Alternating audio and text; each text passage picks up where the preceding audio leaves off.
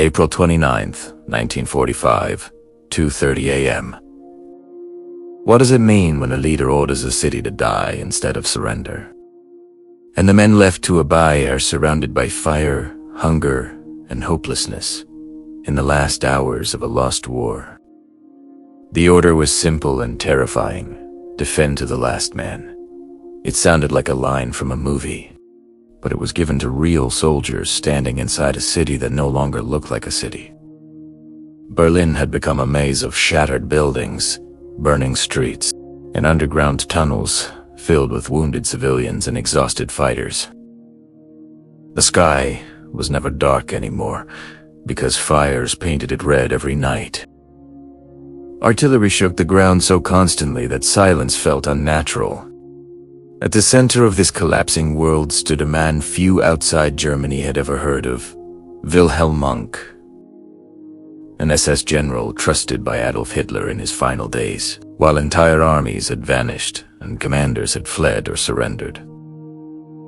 Monk remained inside the government district, responsible for protecting what was left of the Nazi leadership. His task was impossible, yet the order was clear.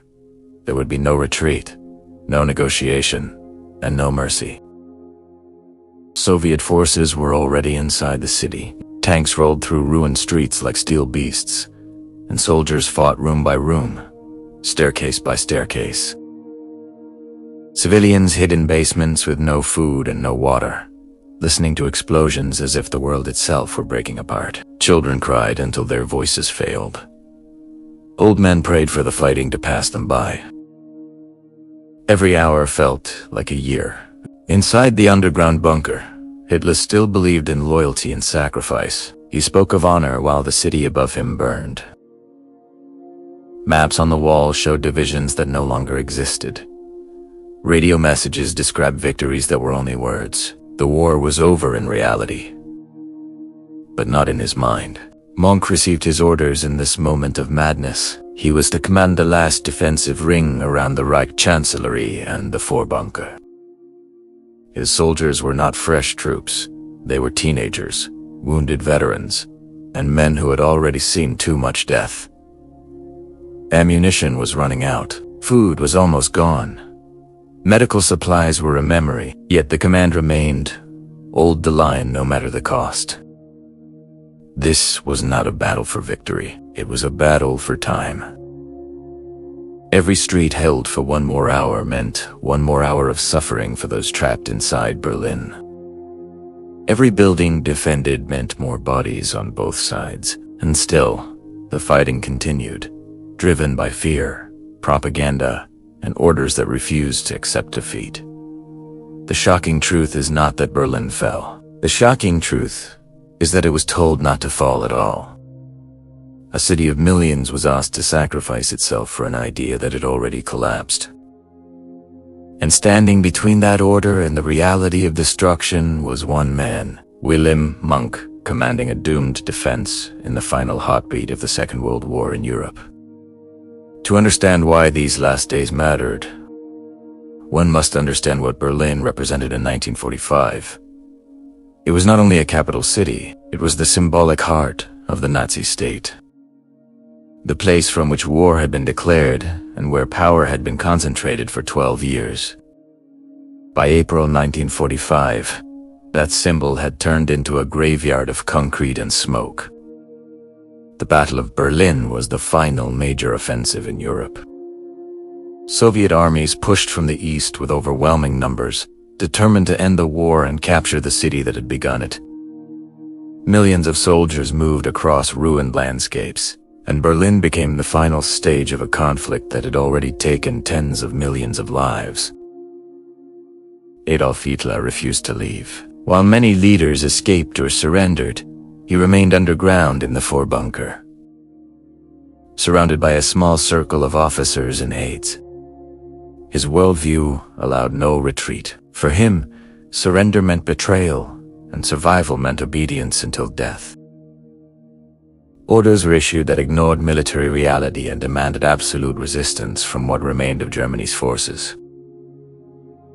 Wilhelm Monk was part of that inner circle. He had served in the SS for many years and had gained Hitler's personal trust. In the final week of April, he was placed in charge of the government district defense sector, an area that included the Reich Chancellery and the bunker itself. This was not a position of glory. It was a position of responsibility inside a collapsing fortress. The defenders under Monks's command were a mixture of SS units and scattered remnants of regular army troops. Many were barely trained. Some were children. Others were wounded men pulled back into combat because no one else was left. Their weapons included rifles, machine guns, and a few anti-tank launchers. Facing Soviet forces supported by heavy artillery and armored divisions, civilians were trapped among them. Families lived in basements while battles raged above their heads. Hospitals overflowed with wounded. Water systems failed. Electricity vanished. Food supplies were almost exhausted. Berlin was no longer functioning as a city. It was a battlefield with civilians inside it. This moment was important because it revealed the final stage of total war. There was no longer a line between soldiers and civilians, between politics and survival. Every street became a front line. Every building became a fortress. The war was no longer about territory, but about time and ideology. The phrase "defend to the last man" showed how deeply the leadership had disconnected from reality.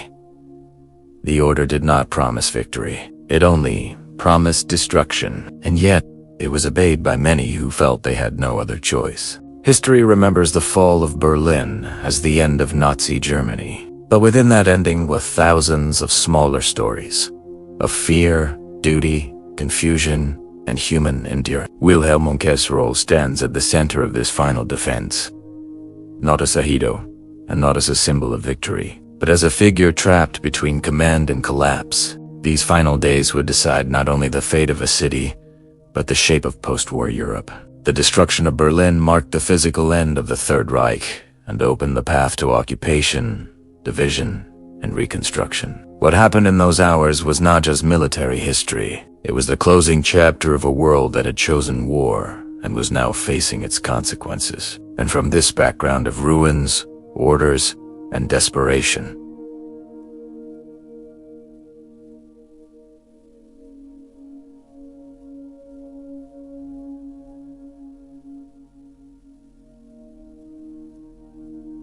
the main story of the last defense of Berlin begins. April 29, 1945.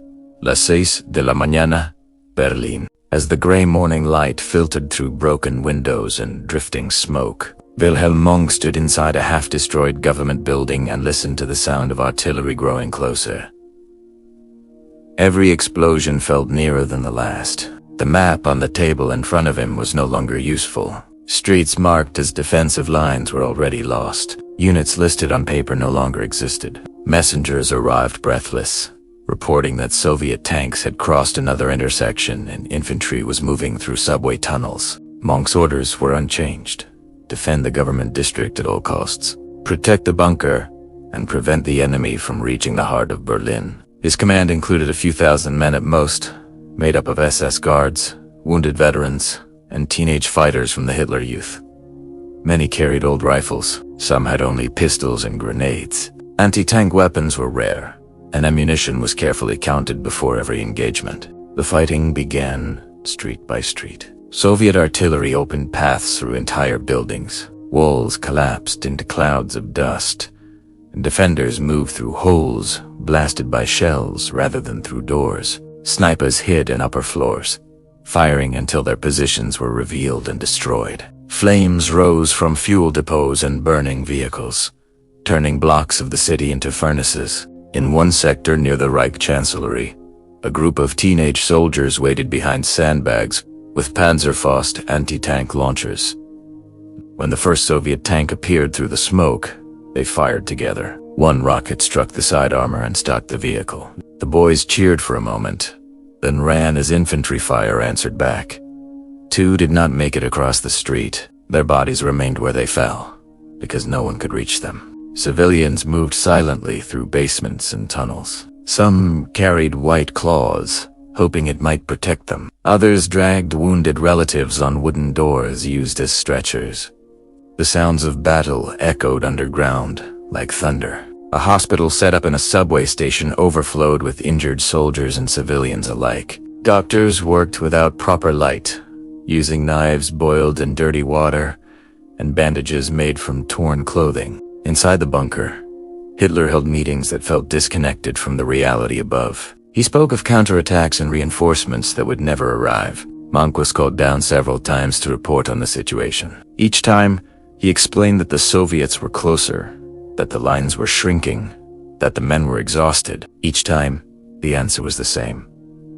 Hold your ground. By the afternoon, Soviet troops reached within a few hundred meters of the bunker. Machine gun fire echoed through corridors of ruined ministries.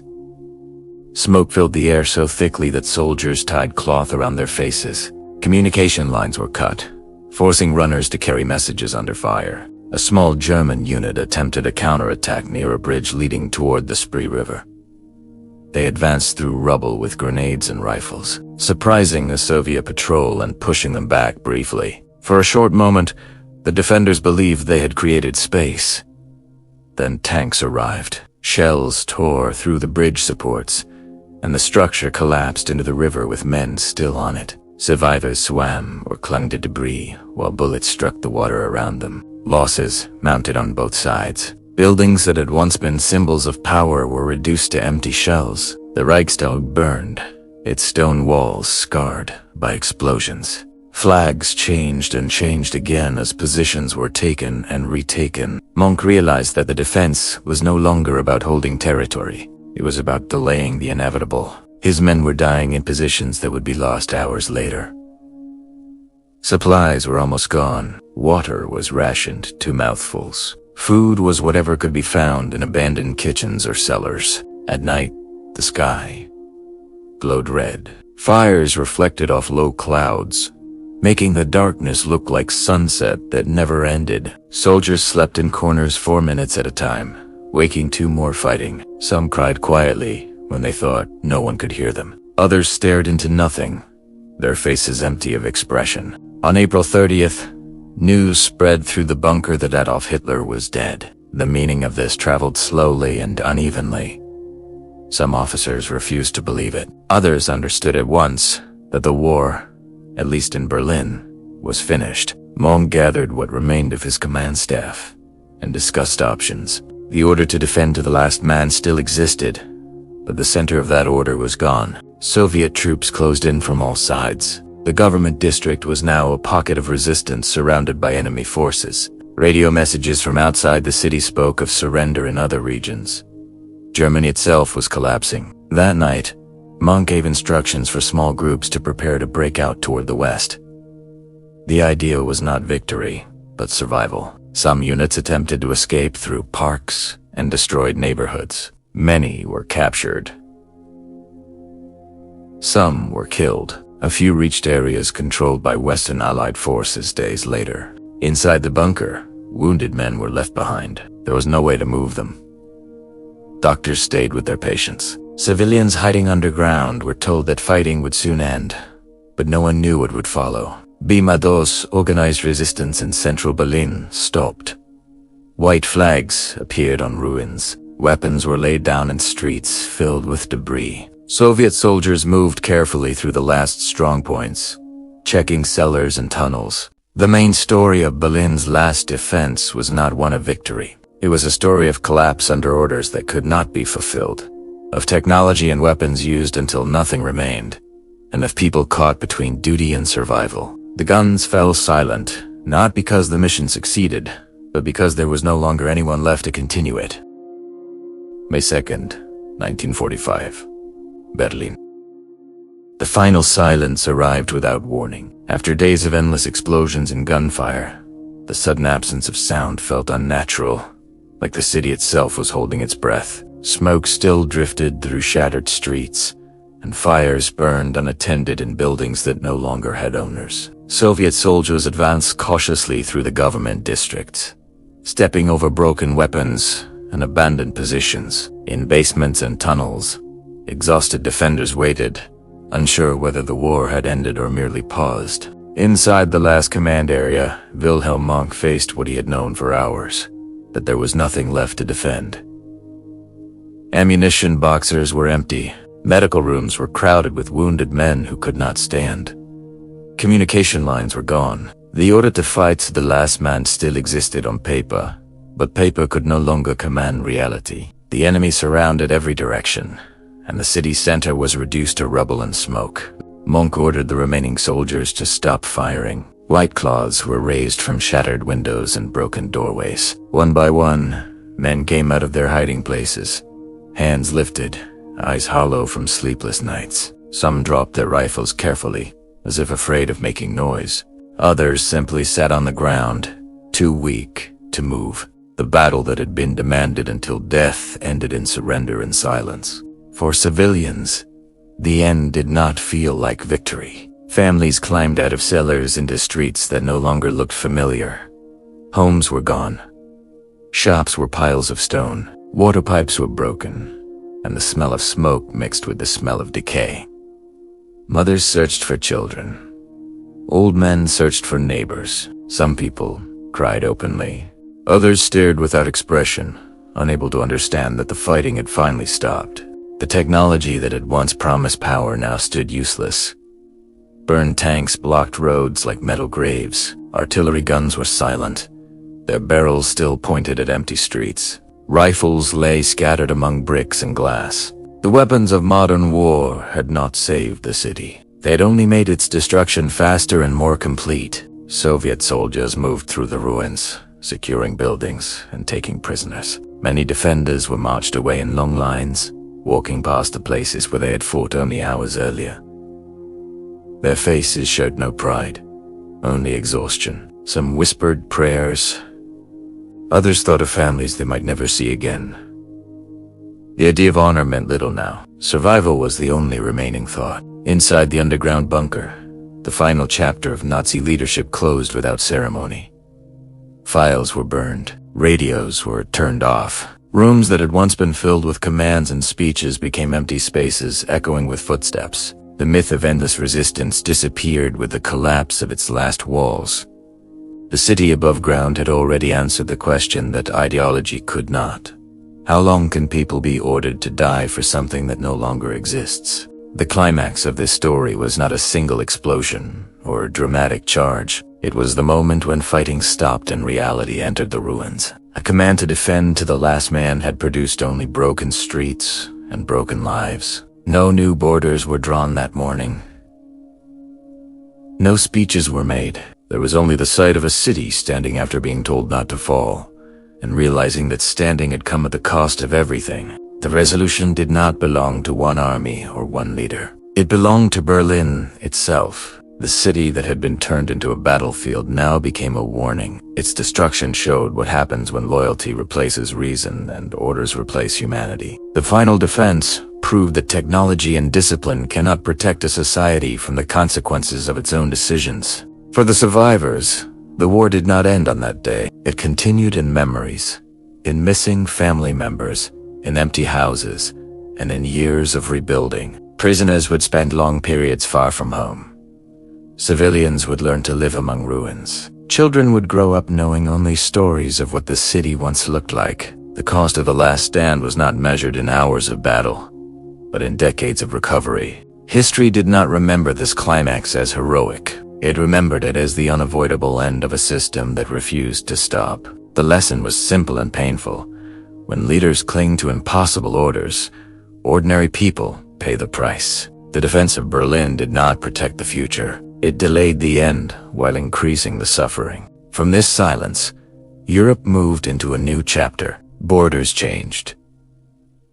Governments fell. New institutions were built from the ashes of the old. But the image of a city ordered to die rather than surrender remained in memory as a symbol of what unchecked power can demand. The resolution of the story is not found in surrender papers or captured weapons. It is found in the understanding that no city should be sacrificed for an idea, and no people should be told that destruction is duty. The last defense of Berlin did not win a battle. It revealed the cost of refusing to end one. In the end, the only victory was survival. The only truth was that war ends not with glory, but with silence, rubble, and questions that remain long after the guns stop. And the final lesson of those days was written into the streets of Berlin, that humanity must come before obedience, or history will repeat its darkest chapters. The ruins of Berlin did not speak, yet they carried a message louder than any command ever given. What remained after the last shots were not symbols of power, but broken homes, empty streets, and people who had survived something they did not choose. The fall of the city was not only the end of a battle, it was the end of an illusion that obedience could replace truth and destruction could protect a future. The story of these final days forces us to confront a painful reality, that wars do not end because someone wins, but because everything else has failed. Orders had promised honor, yet delivered only suffering. Technology had promised strength, yet left behind silence and ash. The city became a mirror, showing what happens when ideology is valued more than human life. For soldiers, the memory of those days would follow them forever. For civilians, survival became a lifelong responsibility. Children who hid in cellars would grow up carrying fear instead of childhood. Families rebuilt their lives on ground that still remembered explosions. The end of the battle did not mean the end of pain. It only marked the beginning of recovery. History does not ask us to admire these events. It asks us to understand them. The last defense of Berlin teaches that blind loyalty leads to human cost, and that when leaders refuse to listen to reality, ordinary people become victims of decisions they never made. This is not a story of victory or defeat. It is a story of consequence. The lesson left behind is not military.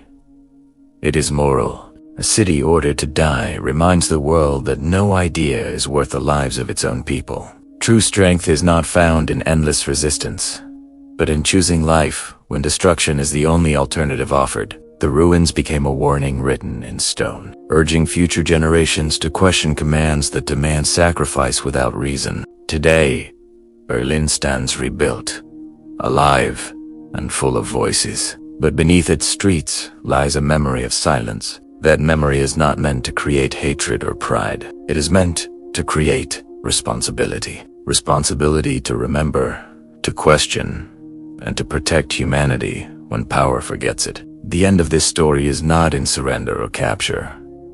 It is in reflection, a reminder that history does not belong to generals alone, but to civilians, to families, and to those who lived through the consequences of choices made above them. I've just said what's recorded in history. You should find out the real truth yourself.